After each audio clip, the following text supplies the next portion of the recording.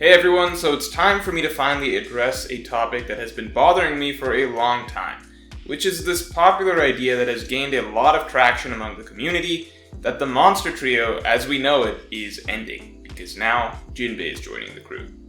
Some people have been saying that it's now going to be the Monster Quartet, with like Luffy, Zoro, Sanji, and Jinbei, or worse, that Luffy is actually out of the Monster Trio and now it'll be a new trio with Zoro, Sanji, and Jinbei. And as if that's not bad enough, some people have started throwing Yamato in the mix, a character who we have no idea if she's even going to join or not, and most people are already slotting her in alongside Zoro, Sanji, and Jinbei.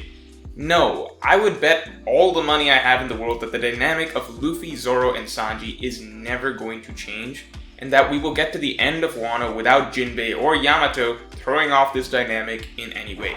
I'm going to be talking mostly about Jinbei throughout this video, since he is a confirmed Straw Hat, but everything I say here applies to Yamato as well, if she does end up joining the crew. So, to start with, I think people drastically underestimate how much Oda seems to love the Monster Trio. And before people jump in and say, well actually the Monster Trio isn't even real, it's a fan term, yes, the actual name Monster Trio is a fan term, but it is what we all use to refer to the grouping of Luffy, Zoro, and Sanji, and that in itself is a very real grouping that Oda plays up throughout the series. Just because Oda doesn't officially have a name for the grouping and fans had to come up with the name themselves, doesn't change the fact that Oda makes a big deal out of the trio of Luffy, Zoro, and Sanji. And they actually have been referred to as the three monsters of the crew multiple times in the story, so really the fan term Monster Trio is just readers taking a label Oda already threw around and deciding to just use that consistently. So no, not only does the Monster Trio exist, as I was saying, people seem to really underestimate how much Oda loves this dynamic. If you take a step back and think about it, the Monster Trio is easily the most iconic dynamic in all of One Piece. There is no grouping of characters in the story that comes close to being as frequently highlighted and played up as Luffy, Zoro, and Sanji. This trio is just everywhere, all the time, throughout the series. You see them over and over as the three main combatants of the crew that Oda puts the spotlight on ahead of everyone else when it comes to fighting.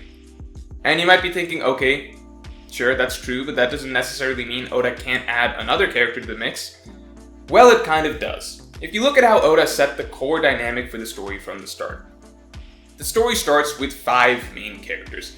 The legend begins once these 5 characters are assembled.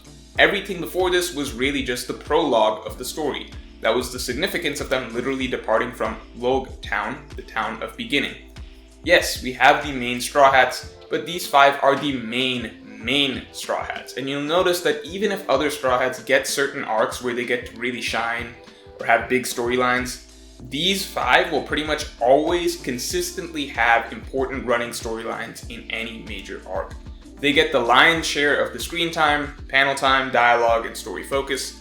And if you look at these 5 and think about them in terms of strength, it's clear that Oda took the basic framework for how he wanted the combat dynamic for the crew overall to be and stuck with it. He never wavered. From the start, we had the main character who was the strongest, then 2 characters who were similarly superhumanly strong to him, and then 2 characters who were physically weak, normal humans. The main character basically has 2 friends who can stand shoulder to shoulder with him in battle, and then 2 friends who are more relatable, normal, human characters that serve a very different role in the story. And as we added more and more characters, this core dynamic never changes. Notice that anyone who is added is always weaker than Zoro and Sanji, but stronger than Nami and Usopp.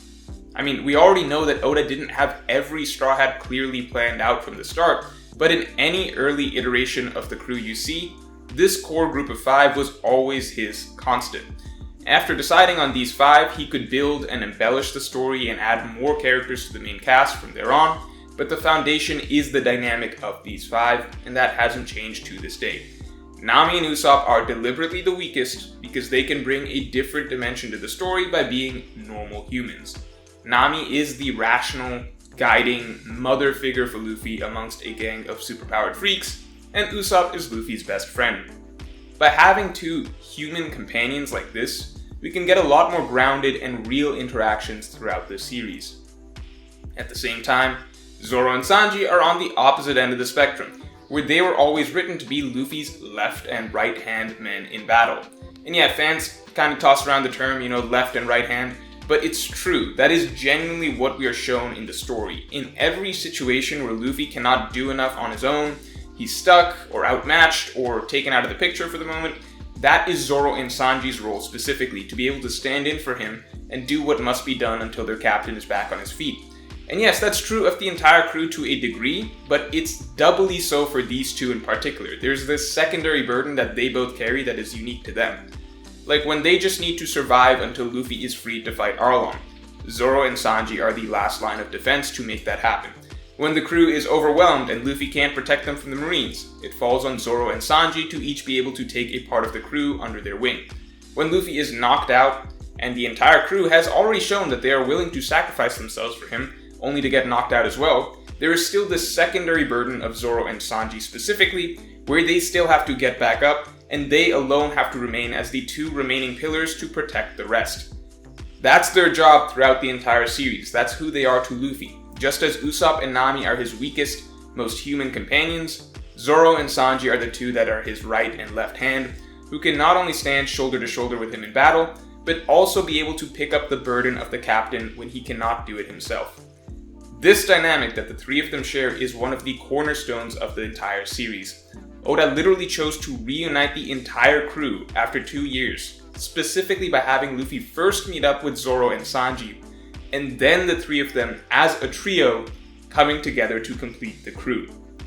This is not a dynamic that Oda is just going to randomly throw in the trash 1,000 chapters into the series just for the sake of mixing it up. It's the same way Usopp's not getting replaced as Luffy's best friend, no female companion is ever going to override Nami, no one is taking the position of second strongest from Zoro. Some dynamics are just integral to who the character is and their place in the story. Not to mention, in Fishman Island, we still got Zoro and Sanji acting as Luffy's right and left hand, despite Jinbei already being in that arc. Like sure, Jinbei hadn't officially joined the crew yet, but this was his arc, so it's worth noting at least in my opinion. Now, all that being said, why did this notion of Jinbei joining the monster trio start in the first place? Well, it's two reasons mainly. So first is that, Jinbei is strong. I don't want to get into the technicals of how strong he is. Brief recap, we know he tied with a young ace. Jinbei was a difficult opponent for Luffy early on. Jinbei was portrayed as stronger than a roided up Hordy, and he punched a weakened Big Mom off the ship. At the same time, it was clear he's not in the same league as admirals or even someone like Katakuri. So, where to put him among the crew? It's hard to say because we haven't gotten the fights of the arc yet. Usually after we get the fights, we get a clearer understanding of how Oda implies the Straw Hat hierarchy is, based on who gets matched up with who.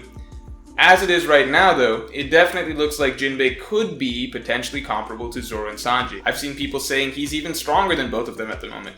So obviously at the end of the day, Jinbei is going to be changing up the dynamic of the monster trio, right? Wrong. This is where being a long-time weekly reader comes into play, because I speak knowing the history of how these things have gone before, because we've seen this all before. When Robin first joined the crew, nobody knew where she fell in the rankings. She was second in command from Baroque Works, she had a broken devil fruit, she had a huge bounty, it was hard to say how strong she was. You even had her being grouped together with Luffy, Zoro, and Sanji. But at the end of the day, a few arcs down the line, did anything about this monster trio dynamic change? No. And I admit, I actually wasn't a weekly reader back when Robin specifically joined, but I caught up and became a weekly reader during Enies Lobby.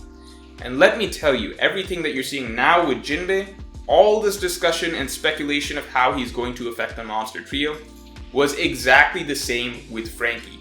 Literally exactly the same, because Frankie was seriously portrayed as a powerhouse from Water 7 through Enies Lobby. The first fight he had was with Luffy, where Frankie actually looked a little bit better than him.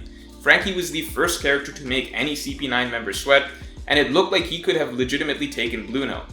During the Sea Train battles, Frankie really looked like a beast. He took on the strongest opponent and was the first to beat a CP9 member, while Sanji was still messing around with Wanzei. If you go back and reread that arc, you would have been absolutely convinced that Frankie was easily Monster Trio level and definitely above Sanji. Only then what happened? We finally get to the fights and it immediately became clear that no, No way Oda is going to change the Monster Trio dynamic. Turns out Zoro and Sanji's opponents are several times stronger than Frankie's, and the status quo was maintained, where it's the Monster Trio and then everyone else. Because that's all that happens. Yes, if we get a new crew member, especially a strong one, then they may be made to even look better than Zoro or Sanji briefly, but ultimately all Oda does is move the Monster Trio several steps forward to maintain that status quo. And the timing of Jinbei's return is very interesting, because Oda seems to have specifically brought him back in the arc where we are finally going to get a bunch of serious fights for the Straw Hats. So Oda practically kept Jinbei away from the crew till it was time for the big battles where Luffy, Zoro, and Sanji will inevitably be getting big upgrades. Basically, all we've had is an extended Frankie situation where there is a strong prospective crew member who looks like he could insert himself into the Monster Trio, but once it's time for the big fights, Oda will just be upgrading the Monster Trio to put them in their own category again. I've seen this movie before, and yes, people can say, well, Jinbei's different, because this is a warlord of the sea we're talking about. That's way different than Frankie or Robin. Relative to where we're at now in the story, no, it's not. Yeah, like back in Alabasta, if a warlord were joining, that would be insane. But we're at a point now in the story where, Yonko and admirals and even Yonko commanders are just generally a bigger deal. Like, just being a warlord doesn't mean that much on its own anymore. I'd say Jinbei's addition to the crew is even less significant than when Robin was added back in Alabasta. I'm talking relative to the time period. Because as of the chapter that Robin joined, she was actually one of the strongest known characters in One Piece, period. Think about that. Baroque Works was by far the biggest organization the Straw Hats had gone up against, and Miss All Sunday was not only one of their strongest members, she was easily one of the strongest villains in the entire series up till that point, with like the third highest bounty that was known in the world at that point. But it didn't really matter, she didn't make the cut for the Monster Trio in the long run. And here's the thing, even if Jinbei is roughly comparable to Zoro and Sanji now, Luffy, Zoro, and Sanji all have some of the fastest growth rates out of any characters in the story. They're all young, they improve fast, and they're completely new to the New World, so they have a lot of room to grow still. Jinbei is in his 40s. That alone isn't a big deal. Like, obviously characters can still get stronger if they're middle-aged, like Brook's still improving in his 90s, but with Jinbei it's a little different because it's the fact that he's in his 40s and he's already a long-time New World veteran. He's not some up-and-comer. This is like his third pirate crew. He's served as a Shichibukai. He's fought for multiple emperors at this point. He's gone through plenty of big battles. He's had extended duels. It really doesn't make sense for him this late in the game to suddenly start improving because he joined the Straw Hats. And he would have to really rapidly improve if he's going to keep up with the Monster Trio. Like, Zoro by the end of the story is going to be stronger than Mihawk, which is a really high bar. Like, Oda himself refers to Mihawk in the same breath as guys like Whitebeard and Shanks. Do you think Jinbei is going to end up around there? Like, can we acknowledge how little sense it would make for Jinbei, all of a sudden, after decades of being active in the New World, to just magically jump up to like Admiral level in the next like couple hundred chapters?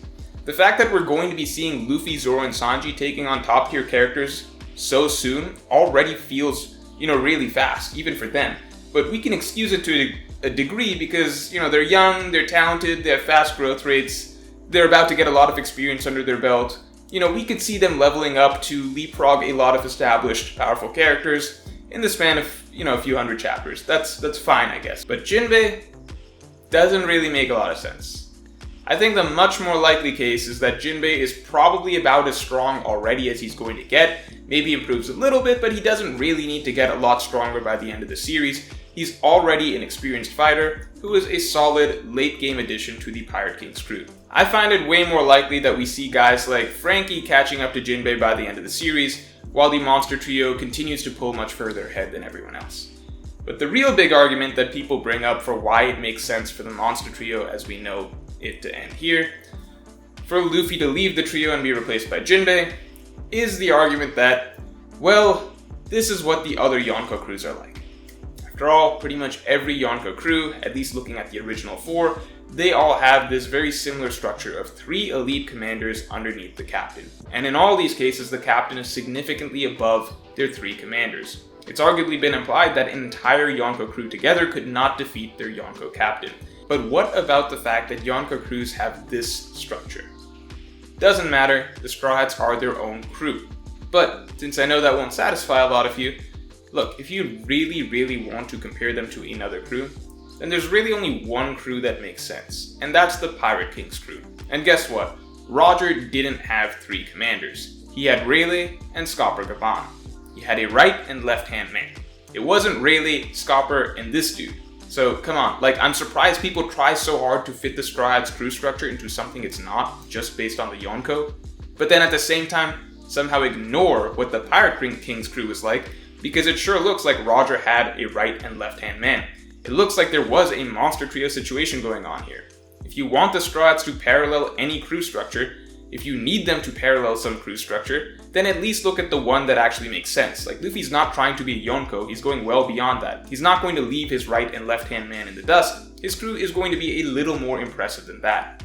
Like, yeah, the Yonko have 3 commanders that are way beneath them, but Luffy's literally going to have the world's strongest swordsman as his first mate. It's just a different caliber of subordinates we're talking about here. So bottom line, Jinbei or Yamato or whatever, they're not going to be messing up the monster trio dynamic. It will always be Luffy, Zoro, and Sanji as their own special grouping. And if you enjoyed this video, then definitely like, comment with your thoughts below, and subscribe. You can also support me on Patreon for my Extended Thoughts podcast on this and all future topics. Link in the description below.